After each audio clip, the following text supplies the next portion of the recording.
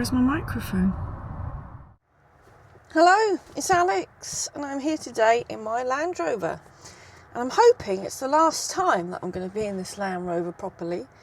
The only reason I'm in it and using it is because my Marina's off the road and I'm going to the workshop today to hopefully, fingers crossed, I can't really cross my fingers properly, fingers crossed, fix the Marina.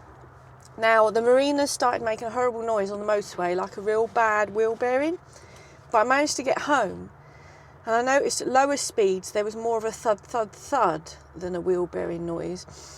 Anyway, I had it up on the jack. Well, to tell the truth, while I was driving the noise sounded like it was front and near side, which was the bearing I'd already replaced. But I replaced it again just in case and that didn't fix it. So I then jacked up the rear and ran it in gear and I could hear the noise, and it was the rear driver's side wheel bearing. So I replaced that and a lot of the noise is gone, but I've still got that thud thud thud. So again, jacked it up, axle stands and that, to listen to the noise, and I couldn't really tell where it was coming from. So I got my stethoscope on and I was poking the diff because I thought maybe it was the diff. Diff was fine, but when I probed the centre bearing for the prop shaft, I could hear the noise. So I've got a new centre bearing to fit today, and that's what I'm going to do. So fingers crossed that fixes it. I've already got the old bearing off, and I've got the prop shafts all painted and whatever. So I just need to drift the new bearing onto the front prop and fit it to the car, and then hopefully that fixes it. And I can park the Land Rover up and officially put it up for sale. I shouldn't say that while I'm in it, it'll probably play up. But yeah, touch wood, the Land Rover's been good to me. It's always been a bit of a backup vehicle, but he needs to go to a new home now. He needs somebody to love him. So I'm going to put the camera up there so you can see me driving to the workshop. I thought it was a good excuse as well, because if I'm selling the Land Rover, I can say to them, you can watch me start it up from cold and drive it 15 miles. Well, obviously you won't see the whole journey because that'd be exceptionally boring. But yeah, handbrake's not great, so I always leave it in gear. Typical Land Rover, the handbrake's on the prop shaft. Oil gets in there and then it doesn't grip very well, but there you go. Probably have a little bit of choke, we won't need a lot. And I've got a starter switch on this, so ignition on and then click vroom. Oh, a bit more choke. Oh, maybe too much choke. Sorry, Nimlet. Yeah, too much choke. My bad. There we go. It's because it's warm out. It's got a Weber carburetor on there, so it doesn't really need choke. Just let it warm up a little bit before we head off. Oh, I just realised my milk's out. Put that in the bag. That'll probably go flying. Actually, let's shove that bag in the back. There we go. Whew, excuse me. It's a lot cooler today than it has been. It's been so hot. There we are, he seems happy enough. Off we go. Hopefully my cat's not there. I always go slow because I worry about the cat. Give him time to get out of the way. Oh, I'm sniffing, aren't I? I didn't take a hay fever tablet. Let me go and get a hay fever tablet. Epoxy hay fever. I'm taking a tablet now. Right, here we go again. Click vroom. How it should be. Let's go. Right, no cat.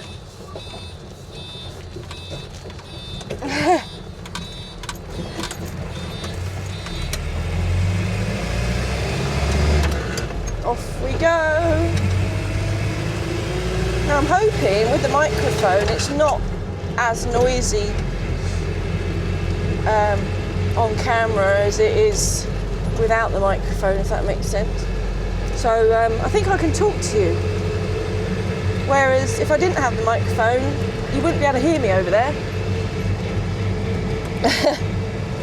Well, for those of you that don't know, this is what I call Nimlet. I named it Nimlet because when I bought it back in 2007, we drove through a village in Bath called Nimlet, and I thought, what a funny name, and it kind of stuck. So I've always called him Nimlet, and yeah, I've had it. I've had Nimlet since I was 18 years old. So he's been around a long time. 18 years, over 18 years I've had this Land Rover. And I remember waiting patiently throughout the years for him to become tax exempt.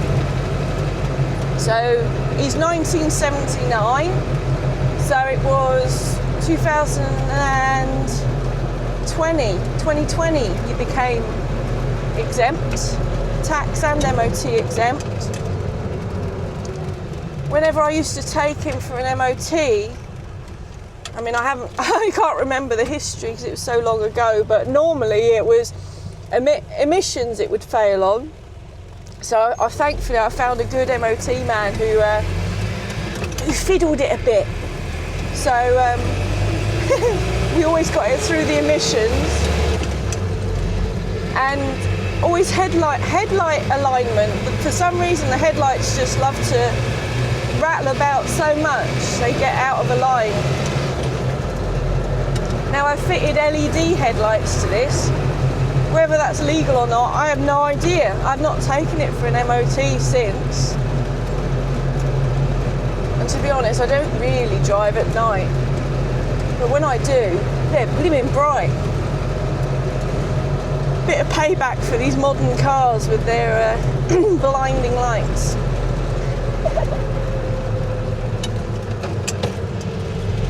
Now, it's been a trusty old Land Rover, this.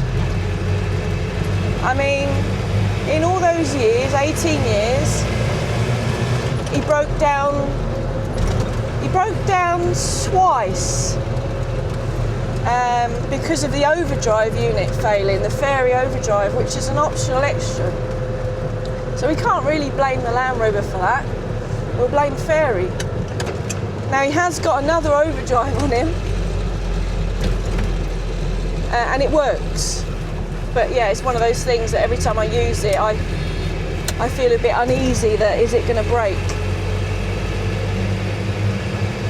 And the other time he broke down was head gasket went on my dad. My dad borrowed it for about, I don't know, four years or something? Maybe 5 years. Time flies.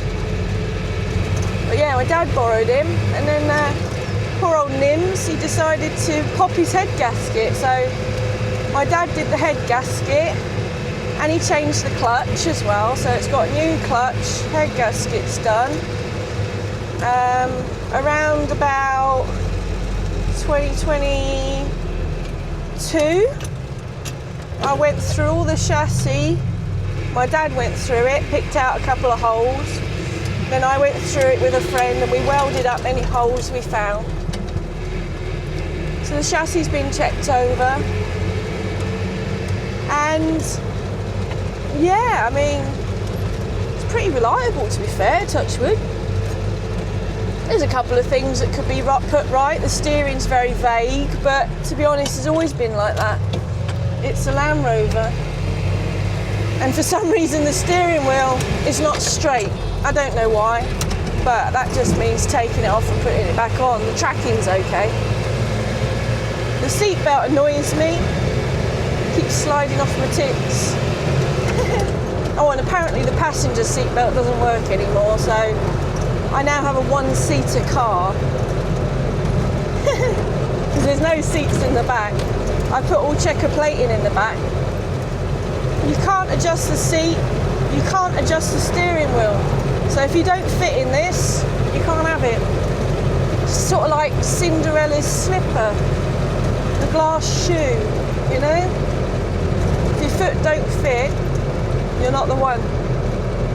Now I've installed, if you can hear it, probably can because the microphone, I've installed a little buzzer to remind me that the indicators are on, because you can't hear the click of the relay.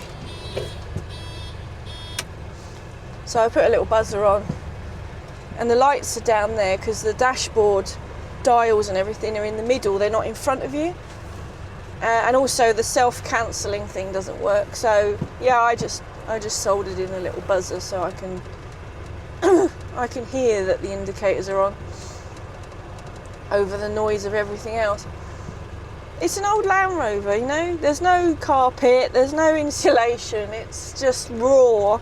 The gearbox is there, the engine's there, there's nothing in between, just a sheet of metal.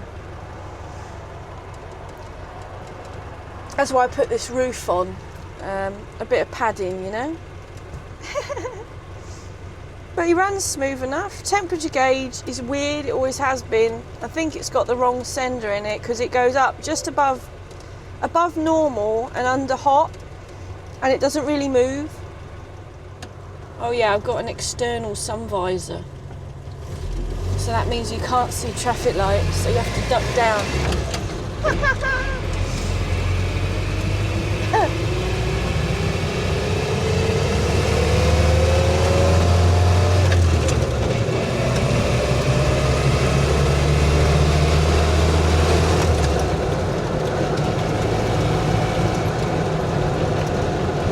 Now I've put classic Range Rover diffs in this, front and rear. So I actually find I don't use overdrive anymore. It's almost like it's not needed. The only time really I'll use overdrive is if, because you can use overdrive in third and fourth gear.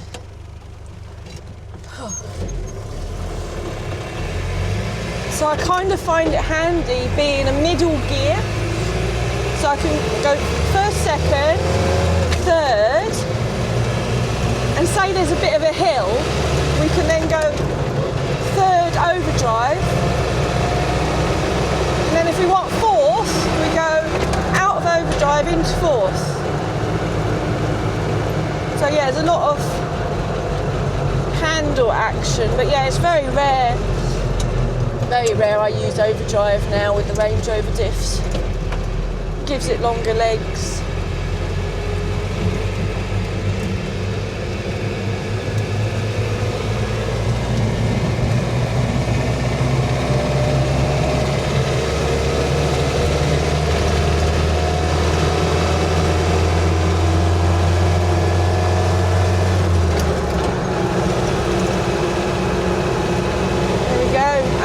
Race car, but you can sort of keep up with modern traffic. But I try not to thrash him, you know. I mean, my dad's probably watching that clip there and probably thought, oh, she's driving like a mad woman. But that was actually quite tame.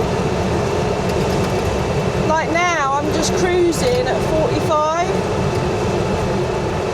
You know, I could accelerate more, but this is quite a happy little speed for it, fourth gear.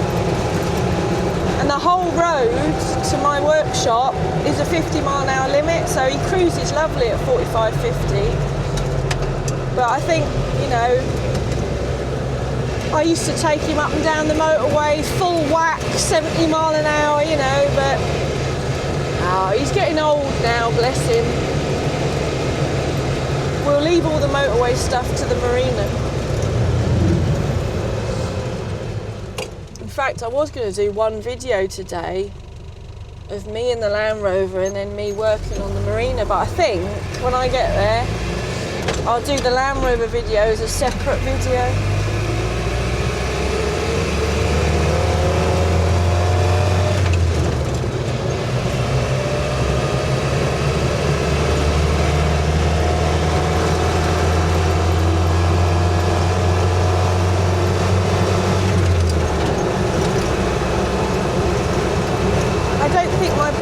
take much more of driving around in the Land Rover.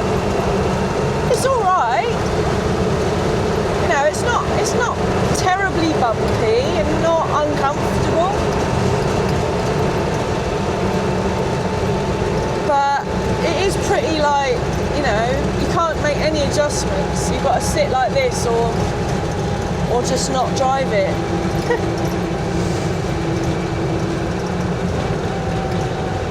The centre bulkhead on the lightweight is quite a bit further forward than a normal civilian Land Rover. So if you are on the larger scale, you will struggle to fit behind the wheel. I mean, you can fit smaller wheels, so you've got a bit more comfort, but you're a lot nearer to the pedals as well. So if you've got short legs, maybe the lightweight's for you. But if you've got a big gut, maybe it's not.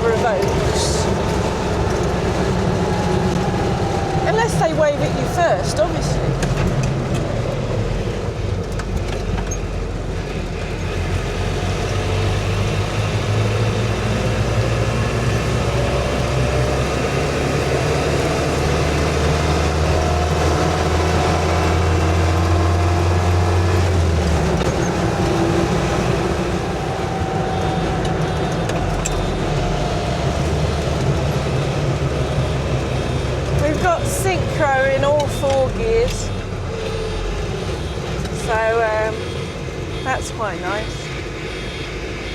No crunchy.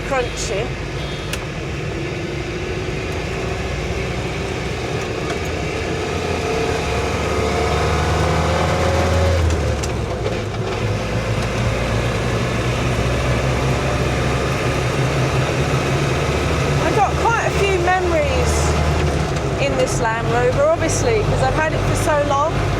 But it's never been my daily car. It's always been the backup vehicle. So my first car was a Ford Fiesta, and I couldn't wait to get rid of it and get a Land Rover. I then got inheritance from my uncle when I was 18. So I went out straight away and bought the first Land Rover I could find in my budget. So my budget, I wanted to spend £2,000 on a Land Rover, and I wanted to spend £2,000 on a car, a classic car. So I rang up lots of adverts in the magazines, and a lot of the Land Rovers in my budget had sold. But this one was for sale for £3,000, and I thought, well, you know, I could spend £3,000 on a Land Rover. They might bring the price down a bit. So yeah, when I went to view it back in 2007, I paid £2,500, which then was quite a lot of money to me. When you think my Fiesta cost about 500 quid. Obviously, you know, inflation and popularity and everything, I believe this is worth a lot more than that now. But what was I trying to say? Oh yeah, so I bought the Land Rover 2.5.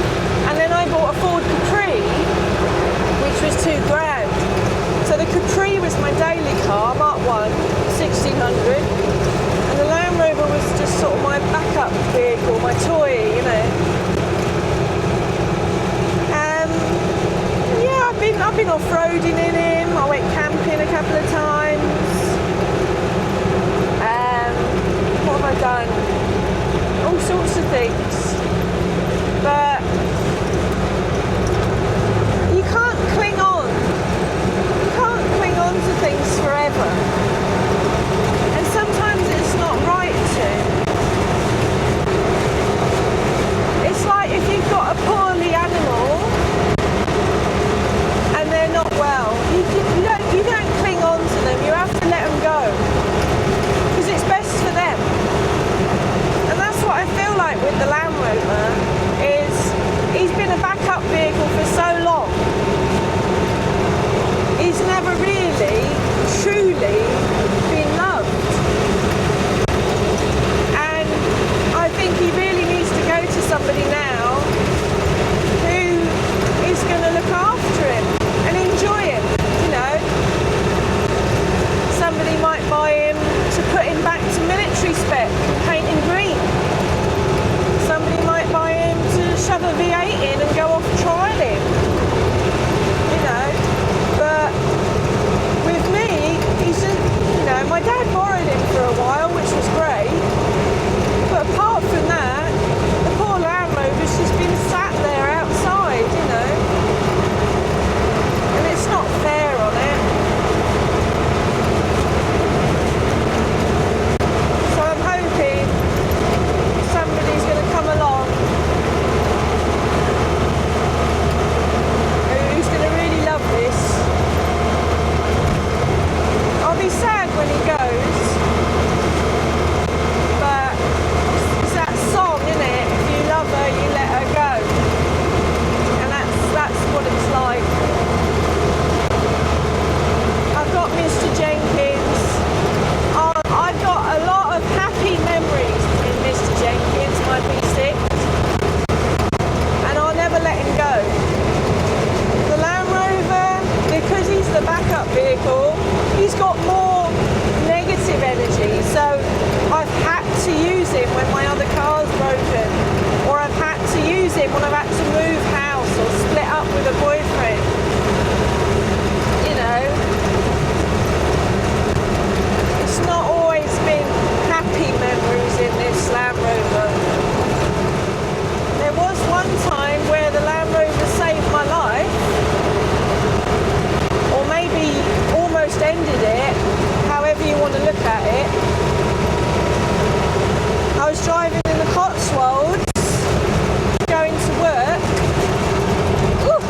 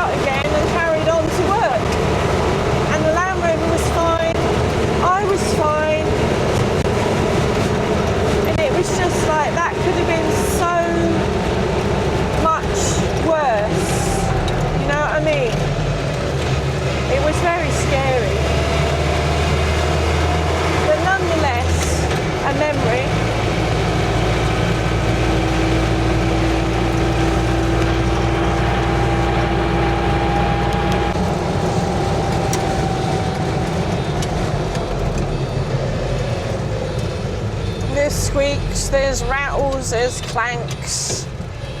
Oh look, another Land Rover.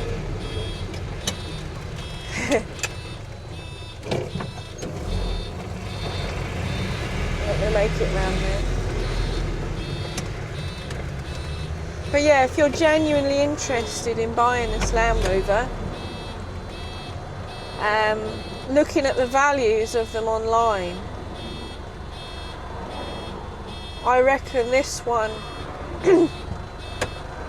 well, I'm asking 7 grand. 7 grand, offers welcome, you know, just to see what interest I'll get. I might get people laugh at me. I have no idea. My dad seems to think it's worth way more than that, but I don't know. I saw one very similar, like white, with a galvanised chassis, and it all looks, you know, pretty immaculate. That was 14 grand. So this is still on a steel chassis, and the paintwork's shit, which I'll show you when we get out.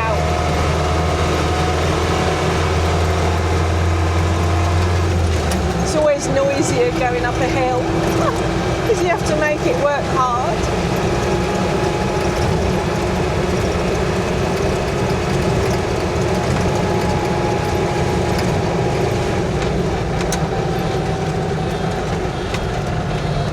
This seatbelt pisses me off.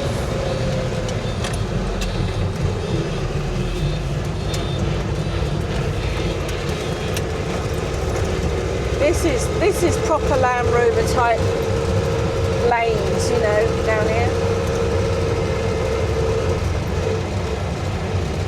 I will say that I have thought about keeping this just for winter, because going to work, these lanes are going to be all wet and muddy and gross, aren't they? But we'll come to it, you know. I'm sure the marina will be fine.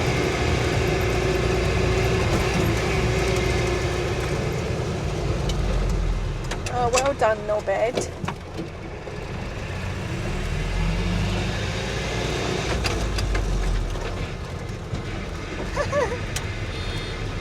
Some people are just so short-sighted when it comes to driving. It's like they're just driving along looking at the end of their bonnet.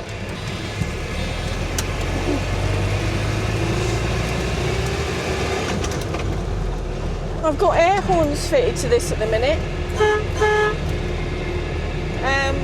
But I don't know if I want to keep them and maybe just fit a normal horn. I'm not sure. Not sure. So I thought about putting the air horns on the marina, but I've got an awooga horn on that, which I think suits it much better. Oh, nearly there. Here we are. Woo. Compton Green Business Park. The Herald's still there.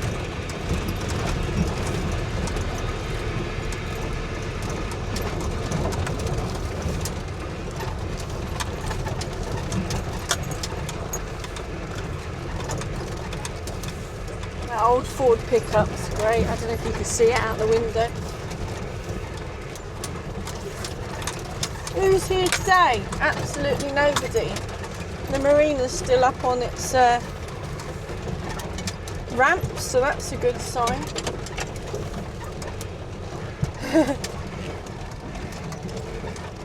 Nobody stole my ramps or my marina, and unfortunately they didn't take the Herald either. What a shame.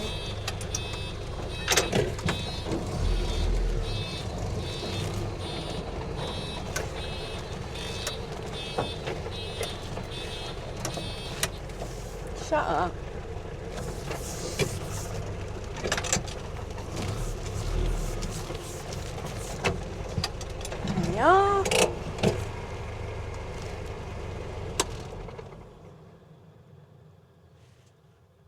Wonderful. So the Land Rover hasn't really been featured on my channel much, to be honest, because, well, I just haven't had him with me. He's been with my dad a lot. I've done off-road videos with it in, if you want to watch those. And I have done a couple of videos where I don't know what I was doing, fitting the front bumper or something, I'm not sure. Now, obviously it was military green. Then when I bought it, it was a sandy colour. You can see there's like a sandy beige colour. It was sort of that colour. There's the green coming through. But then I got bored and I painted it with a roller. Years and years ago, probably 2014. Just hand painted it with a roller. And yeah, it's like, it's rubbish really. But it's fine for me. You know, it's a Land Rover. It doesn't want to be all shiny and nice. I did have plastic wheel arch liners on, like the little sticky out plastic things. I've still got them, but my dad took them off because he was worried about them sort of collecting mud and aiding rust and things, especially on the front. So Dad took them off because on the bulkhead here was actually like a floor pan area. There was some rot here, which was sort of behind the plastic wheel arch. So he's done a bit of welding there, but no offence, Dad, it's a bit crap. So if you were going to buy this car, you might want to put a proper, you know, floor pan in there or something. But in my eyes, that's the only sort of bad bit, is the floor pans. This has always been like that. This with the plastic arch on, that sort of hid that. I've had the checker plate in, although it's got crap on it at the minute. Checker plate in, and front bumper powder coated black, because I got fed up with the black hammerite chipping off. Paint's chipping off the bonnet. I took the wheel off the bonnet because it hurt my back, really put my back out years ago. So the wheel was in the back now, and I took all the bits off and just filled it with filler and whatever. There's the LED lights. See, but it's got the proper military surrounds and everything. Oh yeah, I deleted, as the youths do. I did a side light delete, so that's full of filler, and I put these on, and these are like fog lights, I think, but I've installed those to be my side lights. I don't know. I was trying to be cool and different. Tyres are okay. They've got good tread on. They're all different date coded. I think we got the newest one's 2018. The oldest one, I think, is 2014. That's a 2015. They're okay. The fronts are starting to perish a bit. You can see there, but they're all right. I put Defender mirrors on because I got fed up with the Series 3 ones. The external sun visor. What else? Excitement. Dad's put these bits of rubber on to try and stop the mud getting up into places where it, you know, causes trouble. This little side box here, bless it, it's lost the catch, so it just sort of stays closed. Pretty useless little thing. Pickaxe and shovel. I mean, they're pretty weathered. I wouldn't want to use those, but they're there. And the split tailgate. When I got it, actually had the civilian Series 3 one-piece tailgate, but I managed to source a twin tailgate, but you know, it's not in the best condition. Obviously the paintwork's crap, and all my stickers on there. Got the cat flap as well. That was a hard piece to find, because originally this had soft top on, but I got fed up. The seagulls ripped the canvas off and took it for their nests. Then I bought a black canvas and that shrunk, and then the seagulls took it for their nest. And then I bought another black one that was bigger, and that shrunk a bit as well. And I got kind of fed up with all the shrinking black canvases, and I like the black. So I bought a hard top, because I thought, I know, that'll make it, you know, watertight, be warmer and quieter, and the seagulls can't steal it. But actually, I'm not going to lie, this roof leaks more than the canvas did. I don't know why. In here, in the channeling up there, when it's rained heavy, that gets all wet in there. And I have no idea why. I've tried putting sealant all around the seams of it, everywhere, and I just don't know how it gets in. No idea. So yeah, a bit rubbish. I put insulation in the roof and this fur, and that, you know, it is warm in here, and if I roll over, I've got a nice soft landing. I put a bit of carpet down the sides as well, a bit of insulation. But yeah, it does let water in, unfortunately. Yeah, the tailgate, I didn't want to put the Series 3 civilian door, you know, the conventional door, so I found this cat flap. They call it cat flap. I like that. No reverse light, so I installed that, and I can put that light on down there with a switch on the dashboard. I've got poly bushes in most of the springs recently, parabolic springs as well. Painted the diff white because that's how they would have been. You see, you put them in convoy mode, and the lights just shine on the diff, so you can convoy each other in the military. Exhaust is quite good actually. I think it's relatively new, the back box. Yeah, it's quite good, that. And the eyelets here, these we used to hook it on chains and stuff, so it could be dropped from aircraft. That's why they're called the lightweight, you know, because they're light, they come flat packed, and they were airlifted down to wherever. I think this was in Ireland. I did get some history on it, but it was handwritten in some terrible writing that I couldn't really read.